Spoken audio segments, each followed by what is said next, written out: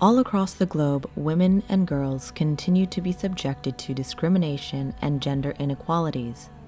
One of these practices is female genital mutilation, or cutting, FGMC. Despite global efforts to promote abandonment of the practice, FGMC remains widespread in many developing countries and has spread to other parts of the world, such as Europe and North America, where some immigrant families have now settled.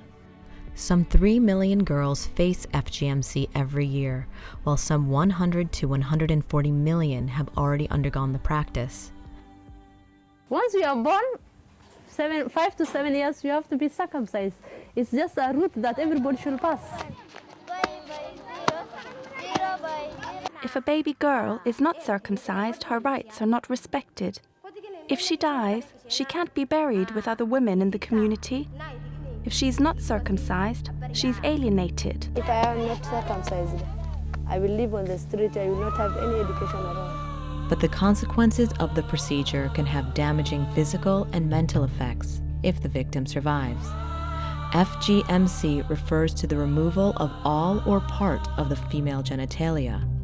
FGMC has long-term physiological, sexual, and psychological effects. The unsanitary environment under which the cutting takes place results in infections of the genital and surrounding areas.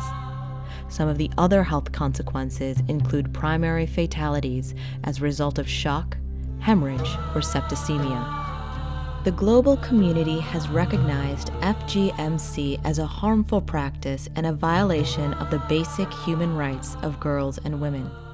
The United Nations Population Fund, UNFPA, and the United Nations Children's Fund, UNICEF, have joined efforts to maximize their resources through a joint program to address the problem. The program is also working with the World Health Organization, WHO, to gain support for stopping the practice among the medical community in Africa. In communities, the program uses culturally sensitive approaches that respect the community and create an enabling environment for social change. It is gaining the support of stakeholders at all levels of society. On a broader scale, efforts are underway to encourage intercountry collaboration.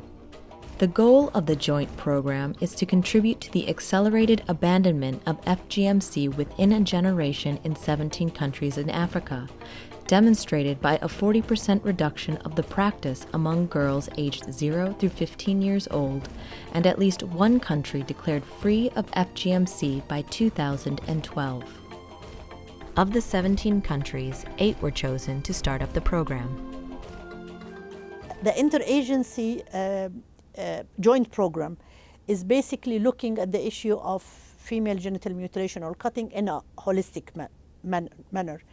It aims to have people in the community themselves abandon the practice, give legal protection, find ways in which the practice can be totally eliminated, including building national capacity of institutions to deal with this issue. Our aim collectively is to end this practice in all countries. And through that, by being a joint program, we're trying to bring the comparative advantage of each one of us. What is it that each one can offer? But together, we offer a comprehensive way of looking at the issue of female genital mutilation or cutting.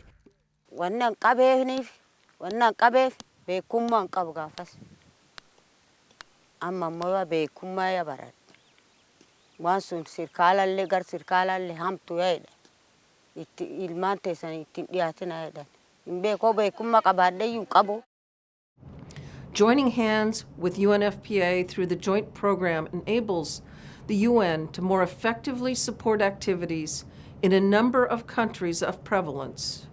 Communities are the center of the partnership. The joint program seeks to empower communities to abandon the practice. By learning from successes and including community-based approaches in the collective response to these damaging actions, female genital cutting, and other harmful practices that subjugate young girls can be consigned to history. What the approach does is it enables people to discuss with one another about the harm, about the problem and to be able to coordinate and jointly abandon. Soon enough, people realize that if enough people together decide to abandon, they win twice. So abandoning the practice together enables them to leave that harm behind for their daughters and at the same time be able for the daughters to marry and continue. But it has to be done collectively. So this is the approach that works. It works by getting people, getting information to people, enabling them to discuss, and enabling them together to make the choice to abandon the practice. This dialogue doesn't just happen at community level. It's easy to think about it, how it happens at community level, because if a number of families we discuss, we agree, we abandon. We also need to demonstrate to each other that we will abandon, so there has to be a moment where we somehow publicly make it clear to each other that we're all abandoning, that we can believe each other. And that same dialogue that we were talking about that has to happen at community level has to happen at national level, supported by legislative processes, supported by the media that generates discussions through radio, through television, and supported by policies that also, among other things, support the community level dynamic. Although the program has made progress in applying this approach to promote abandonment, a number of challenges require further attention. Politicians who risk losing grassroots support and encountering religious opposition need political support in order to be able to take an effective stand against FGMC. Coordination at community and national levels remains vital for effective implementation, monitoring, and evaluation. Medicalization also remains a challenge because many healthcare providers look upon it as a medical practice. This is done by not only doctors, some doctors of course, and some other health professionals. It could be nurses, it could be lower cadre, but they do it. And that is a detrimental as far as we are concerned, because when we are promoting abandonment, then we have the medical professional taking us back. Finally, some traditional and religious leaders still misinterpret religious texts to support the continuation of FGMC. Some still associate the abandonment campaign with the Western agenda and political affiliations. In order to meet the challenges identified, the joint program recommends that medicalization be addressed by working with the WHO to convince healthcare providers that FGMC should not be practiced as a medical procedure, that religious opposition be addressed by working with credible leaders to help influence others in the religious community, that technical assistance be provided, good practices be documented, and policy dialogues with stakeholders from grassroots to a national level be organized.